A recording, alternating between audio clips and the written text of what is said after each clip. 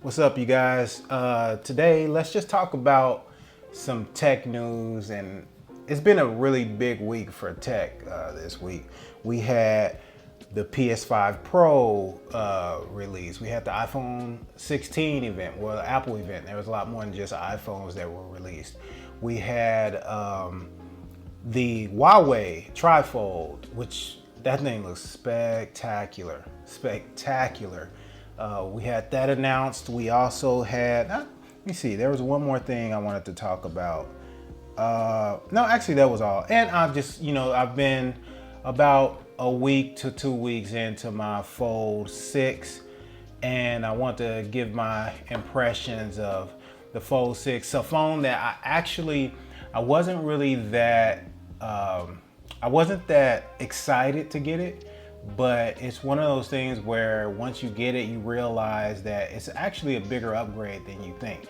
Coming from the Fold 3, it was, I wasn't really that excited about it. I was excited before they announced it, and they announced it, and it's like, come on, Samsung, what are you guys doing? Like, they keep releasing these incremental updates, and I just want something, that's a little bit bigger. I think we all want something a little bit bigger.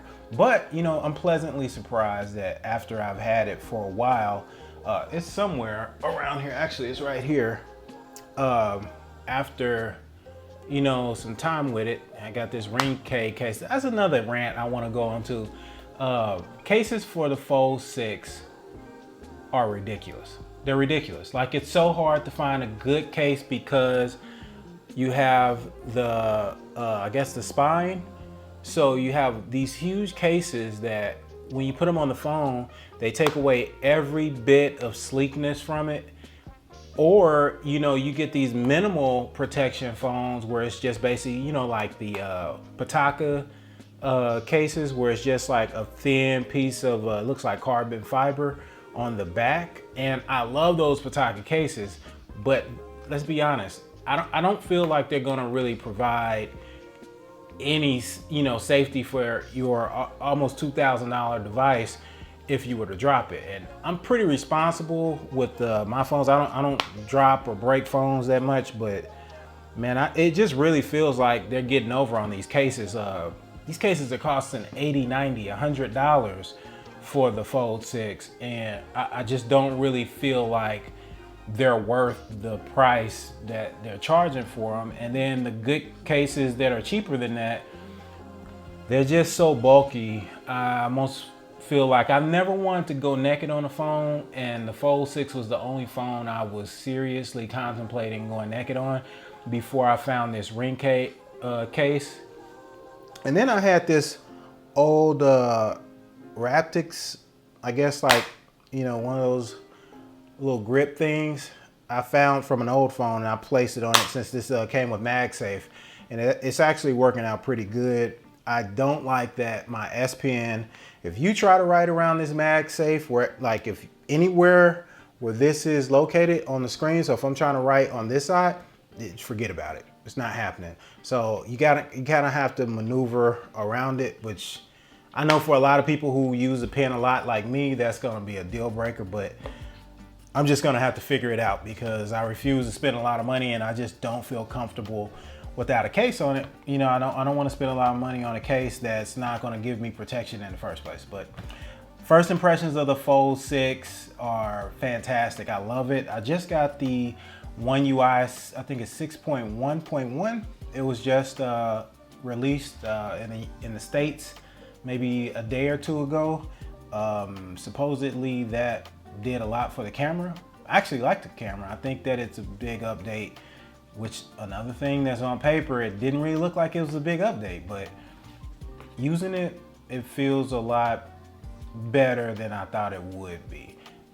And that's my impressions of the Fold 6. I'm gonna do a review probably this Friday on it because I don't know, this is my third Fold, and I feel like even though it's only been a couple of weeks, I feel pretty sure that I know, how I feel about it. I'm loving it.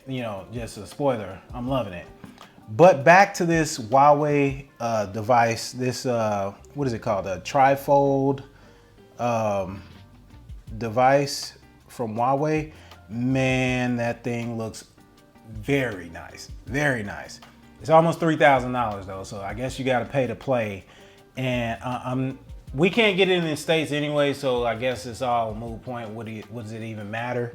You know, that because we can't get it, but it's like $28.99.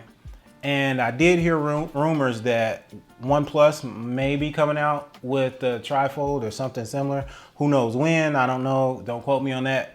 I just could have swore I read that somewhere. So, you know, that's an option. But man, this thing, I feel like this is what we want Samsung to do. We want Samsung to push the limit on these foldables. It's not that the Z Fold 6 is a bad device. I think the Pixel Fold 2 is probably the biggest jump this year for any piece of technology. The PS5 Pro, it looks like it's gonna be a pretty good device, but I mean, that price, God, inflation is just eating us alive, isn't it? But yeah, if Samsung could bring something out like this, I just think people would go crazy for it. People would go crazy for it. Even for this thing, I knew I couldn't get this in the States. And so leading up to today, you know, people have been talking about it for a while. I was like, you know, whatever. But seeing this thing, not in person, but in video, I can't lie. I almost said, you know, just forget about the price. I gotta have it, you know, but $3,000 and then, you know, no support in the States. Yeah, it's just not even really worth it. But I love to, can't wait to see what other people think about it as they review it. I've been watching a lot of these, you know, Chinese tech sites, tech YouTubers, and, you know, eagerly kind of living through them, wishing that we would get something like that.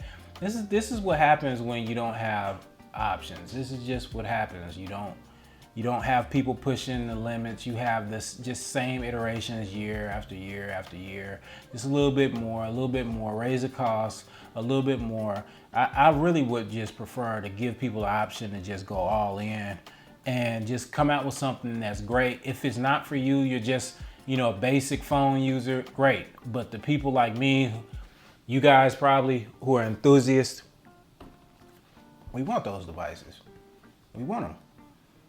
Sometimes, you know, to our detriment because they charge for them. But this thing looks pretty good. I'm wondering, I used to have a OnePlus device. I had a OnePlus, a Huawei device, a Mate 20, and it was a fantastic device. Honestly, I loved it. And not too long after that, that's when, you know, the government put a stop to us getting those phones in the States, and I've never had one since, but I really liked them. So I'm wondering what's the processor in the Tri-Fold. Let's see. Because I'm wondering if it's using a Snapdragon. I'm not sure if Huawei uses Snapdragon devices. So it's called the Huawei Mate XT.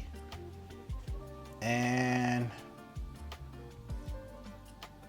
256 gigs for $2,809. Wow. 16 gigs of RAM. You can get a 512 gig for $3,370. Oh, I'm sorry, $3,089. And 1 terabyte for $3,370. And they got 3.7 million pre-orders before they even announced the pricing. OLED display, 5,600 milliamp hour battery. That's pretty big. Triple camera setup.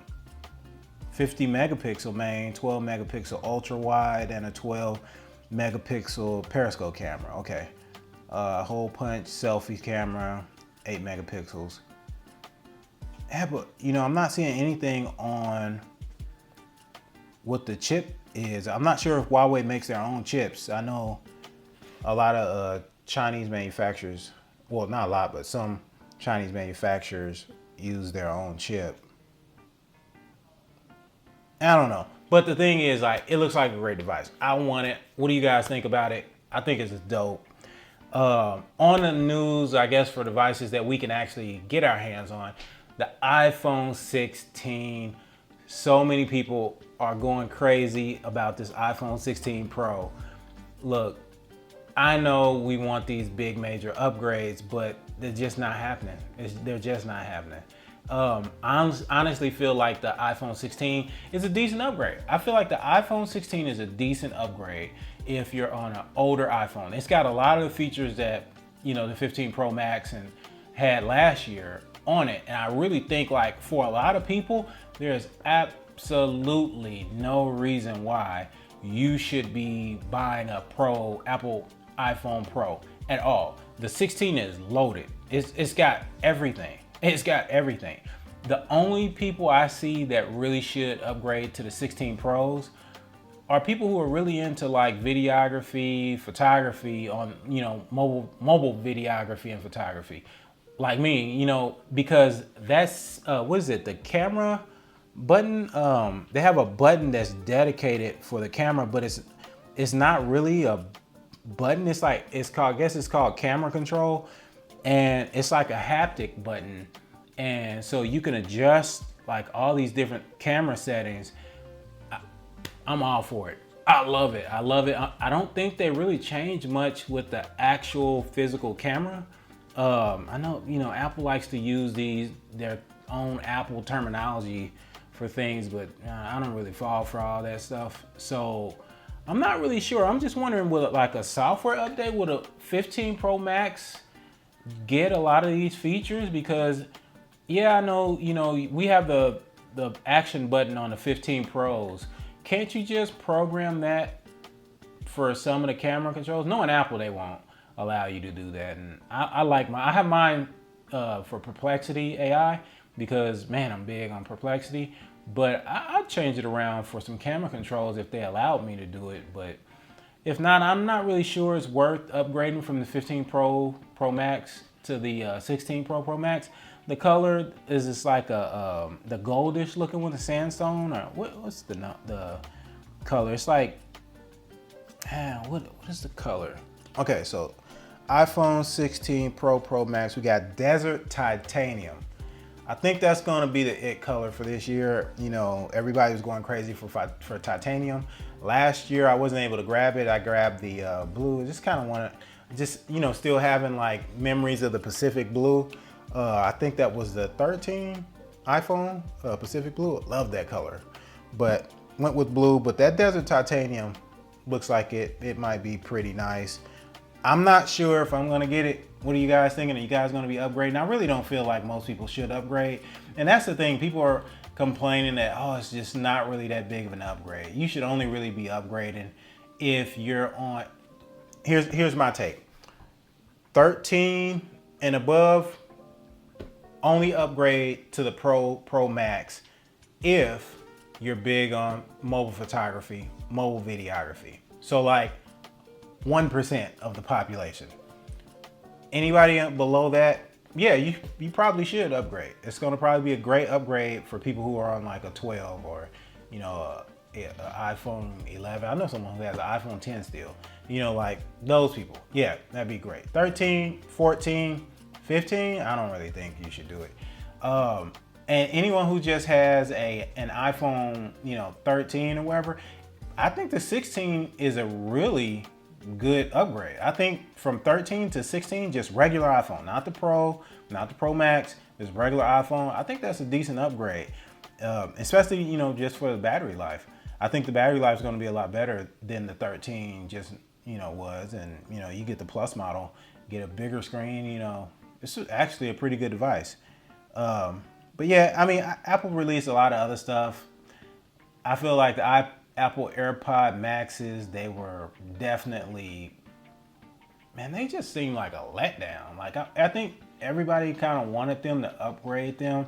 They've been unchanged for so long, and all we got was a USB-C and color changes. I don't really. My son just bought a pair this Sunday, And I'm like, man, you know, he's in college, and I'm like, you should have waited, but not really. seemed like it's not really that big of an upgrade at all. Just some colors and USB-C. So well with that. And the AirPods, I don't really like AirPods. I use AirPod Pro 2s. I love those, but the regular AirPods, and I think they came out with another like edition, like a better version of the AirPods, but not AirPod Pros. Those two, they're reasonable prices, $129 and I think it's $199. Those look like decent, but I wouldn't upgrade, you know, I don't really upgrade AirPods, and I don't really upgrade Apple Watches like that. That Apple Watch 10, I think it was a 10, that looks sleek. Bigger watch face, thinner, should be great battery life, but I don't really see a need to upgrade from my Apple Watch Ultra. And I'm not one of those people who upgrades the watch that often. I probably will upgrade when my watch breaks. How often do you guys upgrade your AirPods, your Apple Watches, things like that? I just don't really see the point. They could change the technology, and it's like, what can you really do for a watch that makes it that much better? I mean, I'm not interested in the Ultra 2 at all. Like, they could have came out with an Ultra 3, probably wouldn't have been interesting to me whatsoever. Wouldn't have moved the needle for me. But that was an Apple event pretty much. I'm sure they're gonna have another one, because I'm really hoping for these rumors of these new Mac Minis with all USB-C ports that are the size of an Apple TV 4K. I can't wait for those. That's gonna be a day one purchase for me. But that was the Apple event. It was a little underwhelming to me. What do you guys think? And the last bit of news for this week was the PS5 Pro. At this point, just buy a PC. Just build a PC. It's not that hard. You got a $700 before tax device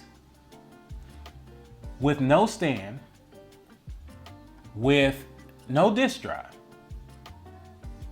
And people keep saying this stuff about TV. Oh, you gotta buy a monitor and a keyboard and all this stuff. You still need a TV to be able to play this thing on. You probably have a TV, you know, but if you're really pushing, you're really pushing pixels pushing the graphics that hardcore that you need a PlayStation 5 Pro, you need a top of the line TV too.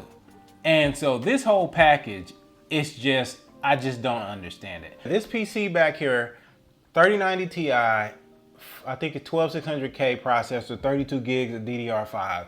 Yeah, it was expensive. 3 monitors, 120 hertz, 144 hertz, and then I got a vertical 60 hertz. You can build a PC and not have to keep doing all these upgrades. The only thing is, this may make sense for you if you're a die-hard PlayStation fanatic, because you're gonna get those games day one on release and you'll be able to, play them in all their glory from jump. But my thing is, if you're like me, I'm a wannabe gamer.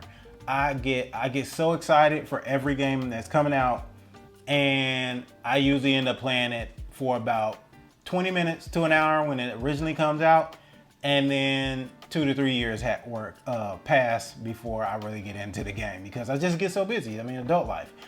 So my thing is, Sony is releasing most of their first party games to PC nowadays. You just have to be able to wait a year or so.